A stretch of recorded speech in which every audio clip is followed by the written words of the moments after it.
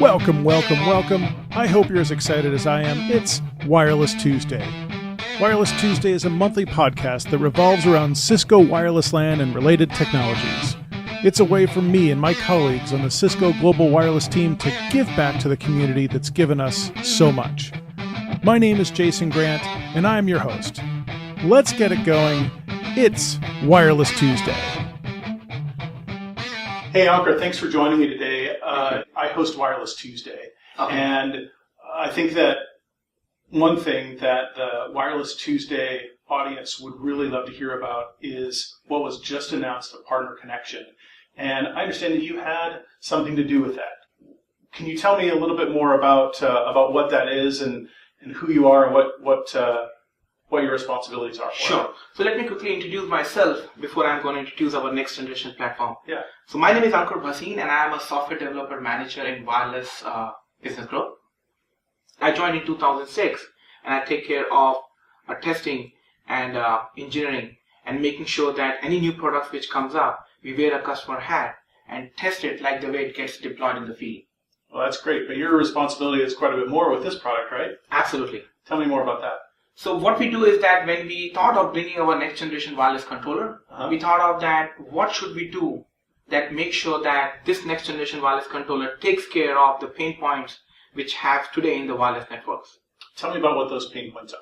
So the biggest pain points are right today that customers, when they try to upgrade their network, it brings the network down for roughly 8 to 10 minutes. Yeah. So always on. If you're lucky.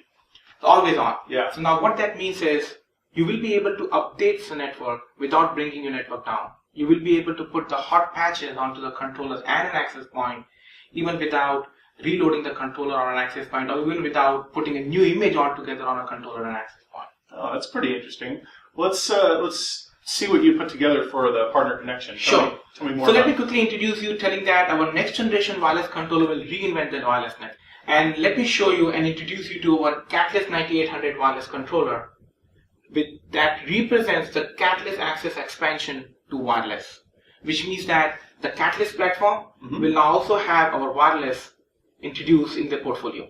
Okay. Well, let's take a look at it. Sure. So built from grounds up for intent-based networking, Catalyst 9800 wireless controller is a part of DNS Center architecture.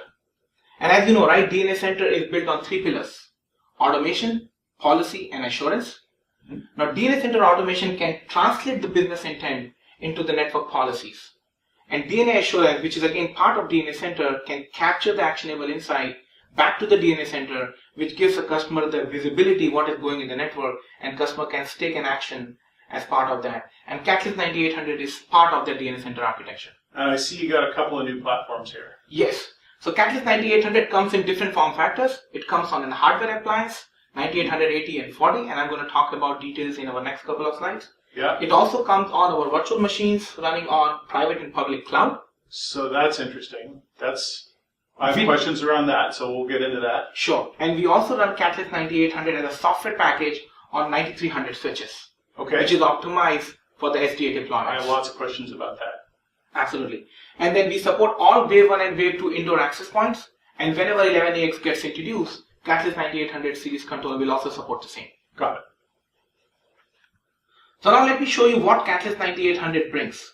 Catalyst 9800 brings together the magic of Cisco IOXXE and the decades of Cisco RF excellence together for a seamless wireless experience. Okay. It is built on open and programmable architecture with an integrated security and trustworthy system, and also it has a modular operating system. So as I said, we have built our 9800 wireless controller on 3 network pillars: always on, secure, and deploy anywhere. Okay, I'm intrigued. We're going to go into these, right? Yes, absolutely. I'm going to talk about details about what do we mean by always on, secure, and deploy anywhere. Let's do it. So let me first introduce you to our Catalyst 9800 hardware appliance. It comes in 2 form factors, 9840 and 9880. As I said, it will always stay on, secure, and it can be deployed anywhere. Let me show you what exactly it means and how it looks like. If you look at the front panel of 9840, this is industry's first fixed wireless controller with seamless software update, which can keep your network always on. Support up to 2000 access point, 32,000 wireless client, and can go up to 40 Gbps of throughput. So let me make sure I heard you right. What I heard you say is I can upgrade the software without having any network downtime. Exactly. And well, we'll have to talk about what that means. Yes. But that's really interesting to me. I mean, I would expect 40 gig. I would expect 32,000 clients. I would expect 2,000 access points. That seems to be pretty similar to what our philosophy is for whatever the next generation controller is. But that always-on thing is intriguing. Exactly, and that's one of the most important thing what we have considered while making this Catalyst 9800 wireless controller. And I'm going to talk about details what always-on mean. Great, good. So one thing before I show you our next 9880 is that this 9840 will also have an RP port, which is used for high availability. We used to have it on an Ethernet only, and we now support it with fiber uplinks, which means you can have two 9840s deployed on two different data centers and can go to the longer distance. Now 9880, this is industry's first modular wireless controller with 100 gig modular uplink and a seamless software update. So if you notice, I'm talking seamless software update every time because that's one of our most important things we have considered while making this Catalyst 9800 controllers. It comes with two power uplinks and again another fiber uplink for the RP ports. We have 8 fixed fiber modules which can go up to 1 gig and also have 8 fiber 10 gig uplinks which can go up to 80 Gbps. What we have done is we have made this a modular, which means that I can have modular uplinks which can have 1 gig, 40 gig, 10 gig and 100 gig modular uplinks. So as I said, industry's first modular wireless controller with 100 gig modular uplinks. That's exciting. Now these power supplies, are these hot swappable? Yes, the power supplies are hot swappable, the transceivers are hot swappable, and the modular uplink is hot swappable. That's great. That's really, really great. So now let me show you what innovations we have done on our virtual footprint. So 9800 for private and public cloud. If you see on the left hand side, we have 9800 supported on VMware ESXi, KVM and ENCS. And if you notice, we can scale up to 6,000 access point and 64,000 client on our private cloud. Supports all the deployment modes, centralized, flex connect and fabric. And as I said, open and programmable because it is built with iOS XE. So you're saying I have a VM infrastructure of my own. I can easily put a controller in my own VM, like Yes. we've had a virtual controller for a long time. Exactly. What's more interesting to me right now is what's on the right-hand side. Yes. So 9800 for the public cloud. What we have done is, as I said, 9800 wireless controller is a modular. We have it available on AWS Marketplace. You can go and search 9800 CL, which is what we call our 9800 private and public cloud, 9800 CL. You can search it on AWS Marketplace. You can install and instantiate and manage it like you manage your controllers in your own premises. It supports up to 1,000 access point and 10,000 clients and supports Flex Connect local switching. That is, I think, going to be a game changer for a lot of our customers who have been really wanting something like this. Exactly. Now, let me ask you a question. How much does that cost? So 9800 for public cloud, we are planning to host it at $0 on our AWS Marketplace, and customers just need to pay the AWS infrastructure cost. So if I have the infrastructure cost taken care of, the licensing that I get with the access points entitle me to use this for no additional cost. Exactly. That, I think, could be really exciting. Absolutely. And as I said again, with the power of iOS XE, it is open and programmable, and you can deploy the way you want and manage it and upgrade it the way you want it. So this still runs iOS XE Exactly. in the AWS cloud? Exactly, same software which runs on our private cloud, on their clients. Now it's all available on the public cloud in AWS Marketplace. That's exciting to me. That's really cool. Now coming to 9800 wireless software, which is embedded on Cat9K switches. So Cat9K 300 switching platform already runs with base iOS XE image. What we have done is we have made 9800 modular enough that you will be able to install on top of the base iOS XE image and enable Catalyst 9300 for wireless deployment. The way it works is that it will only support SD access deployment for distributed branches, can go up to 200 APs and 4,000 clients on one switch. That means if you have a stack or a standalone switch, you can have 200 APs and 4,000 clients. And if you have two separate switches in one site, you can go up to 400 APs and 8,000 wireless clients. So this is kind of exciting. Now, of course, 200 APs, I think with the limitations of how long an Ethernet cable can be, that seems to probably fill out a space pretty well. And this is specifically for fabric wireless SD access. Exactly. We've had some Wireless Tuesdays on that in the past. That's really exciting. It is a game changer for network design, and it's exciting to see that embedded into the switch. Absolutely. The way you can deploy it is two topologies. You can do co-located border and control plane, enable wireless on it, and you can have multiple fabric edges, extend into your network and connect an APs to the fabric edge. Mm-hmm. Or you can do fabric in a box, where you can enable border, control plane, wireless and fabric edge all in one box and directly connect your access points. That's great for branch deployments. Absolutely. Love it.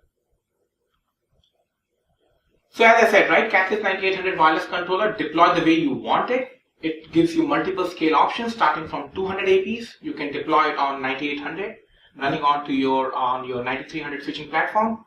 For 1000 APs, you can deploy on private and public cloud.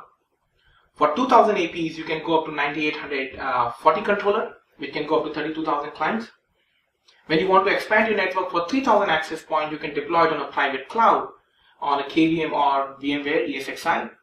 And if you want to go for larger enterprises for 6,000 APs and 64,000 clients, you have two options. Either go on a private cloud for KVM and ESXi, or you can deploy it on 9880, as I said, which is our industry's first modular uplink wireless controller.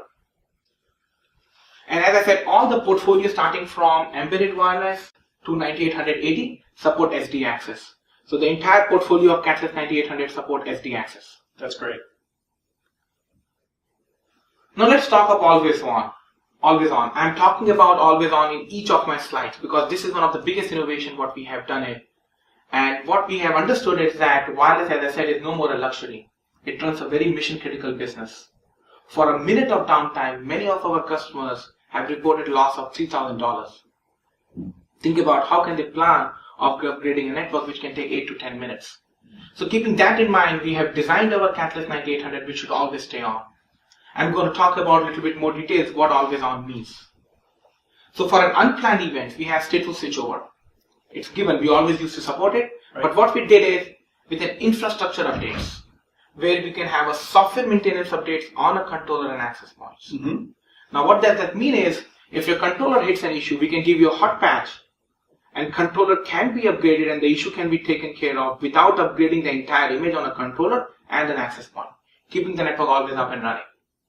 If you hit an issue on an AP, we give you a device pack on an AP. With that, what happens is an AP issue, which is hitting on particular model, can be updated without upgrading the controller and rest of the access point. So a controller or an access point can be updated without bringing down the network, without upgrading the entire image. We've never had anything like that. Never. That's exciting. And then software image upgrade. So in case your customer wants to completely upgrade the software image, maybe they want to go for a new feature, they can upgrade the entire controller and access point. Again, hitless software upgrade. With N+1 rolling away upgrade, and I'm going to show you how exactly it works. Yeah, I want to see that. So let's think about AP and client SSO. Always given, we always used to support it. The APs have joined the controller 1 and 2. As I said in the initial of my slide, there is an RP port. So the APs and client database get synced to the standby. Mm-hmm. So in any network events or a issue happens to the network, all the APs get transitioned to the standby controller. Standby becomes active, network always stays up. And this is important, but this is not new, right? Exactly. This is important, not new, given this has to be there, it's stable state. Yep. What we have done is that we have started supporting AP and client SSO on our private cloud also, which means our virtual footprint, which is ESXi and KVM, will also support AP and client SSO on a single hardware. I mean, 2 instances running on same UCS server or different UCS server. Wow, that's great. Now this is something new which we have done in our next generation 9800 wireless controller, a seamless software update infrastructure. So think about this way, there is a controller and access point running in a network. We hit an issue on the controller. Right. We give you a patch and the patch gets applied onto the controller. controller never reboots, access point never get upgraded, network is always up and running. So why can you do that? Why has it been so hard to do it up until now? What's special now? Because we have introduced our next Catalyst 9800 wireless controller with iOS XE. Now iOS XE is a modular operating system, which means that it gives you a flexibility to put a patch because it's a modular operating system and have the network always up and running without upgrading the entire network. So because we have started running iOS XE, we can use all the innovations which iOS XE already has and bring it into the wireless network. So I use a Mac. I get updates from Apple pretty regularly, but every once in a while I get a full operating system update. But most of the time my updates come through patches. Same concept? Same concept. Wow, that's really great. We will be having the patches available in our MD releases. And once you go to the MD release, you can put the patch and make sure that without upgrading the entire controller, recertifying the image, network is up and running. And without having to reboot in a lot of cases. Okay. So no downtime. No downtime. Still get the patch. And now think about AP updates. We just talked about the controller updates. Yeah. We will be able to update a particular access point or a series of access points if we hit an issue on an access point. No need to upgrade the controller. No need to upgrade the rest of the access point. Put a patch onto an access point gets updated without bringing the controller and without bringing the rest of the access point down. Okay. The network always stays up. The patch gets updated on an access point. This is the key innovation which we have done in our next generation wireless controller. Wow, that's great. And now talking about the introduction of new AP model, what happens today? When we come up with a new AP hardware model, you need to upgrade the entire controller, right. All the access points get upgraded. No more you need to upgrade the entire controller. Introduce a new AP model, we'll give you an AP device pack. Right. The device pack comes onto the controller, new AP will be able to join the controller without bringing the network down, without disturbing any of the existing APs and wireless clients. Oh, that's really great. So now if I have a certified image, but I want to add an access point that wasn't previously supported, I might just be able to use a device pack, use the new AP. I love that. Exactly. Now let's talk about rolling AP upgrade. What we have done on rolling AP upgrade, there could be a possibility you want to upgrade the entire controller and access point with a new image. Right. You may be looking for a new feature. And when you want to upgrade the entire controller and access point with a new image, how you can do it without bringing a network down.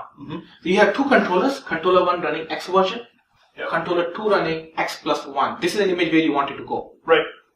What you do is, you first decide how many access points you want to upgrade in your network. You can pick a percentage, 5%, 15%, and 25%. Once you decide that, automatically, we find it out which AP should be upgraded in the network based on an RF. Okay. We also find out the neighboring APs which are safe. We steer the clients to the neighboring APs which are safe and start moving our access point which we decided to be upgraded to the N+1 controller. The N+1 controller already is running a new image. The access point slowly moves to the N+1 controller, gets upgraded. Moving the clients along the way. Moving the clients, steering clients automatically to the access point which are not yet upgraded or which are already upgraded on X+1.